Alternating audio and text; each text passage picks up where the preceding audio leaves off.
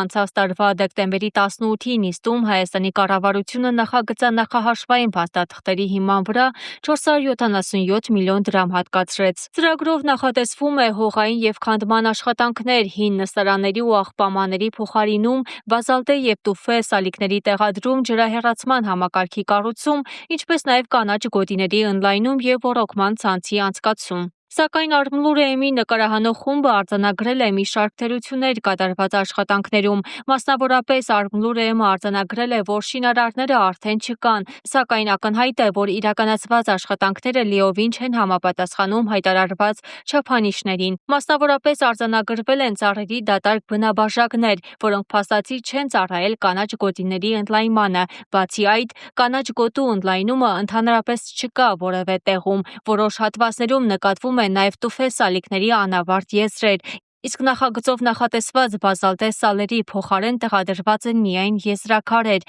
բազալտե նոր սալեր չկան մայթերին։ Մասնագիտական շրջանակները ևս մտահոգություններ են բարձրաձայնում։ Ճարտարապետ Սահրատ Պետրոսյանը կարծիք է հայտնել, որ Երևանում ավանդաբար կիրառված մուգ դաշնագույն կամ սև տուֆը զգալիորեն ավելի դիմացկուն է, քան այսօր օգտագործվող որոշ տեսակներ։ Ներկայում հաճախ օգտագործվում է ավելի բաց գույնի, անի դաշնագույն տուֆը, որը տեսողական առումով գրավիչ է, սակայն կարող է զիջել դիմացկունությամբ։ Այսպիսով, թեև ծրագիրը ներկայացվում է որպես քաղաքային միջավայրի բարելավման կարևոր քայլ, շաբաթ օրը խորոված փարթին կայացավ Ամիտյան փողոցում, սակայն նախագծի իրականացումը արդեն իսկ հարցեր է առաջացնում թե որակի, թե նախագծային համապատասխանության տեսանկյունից։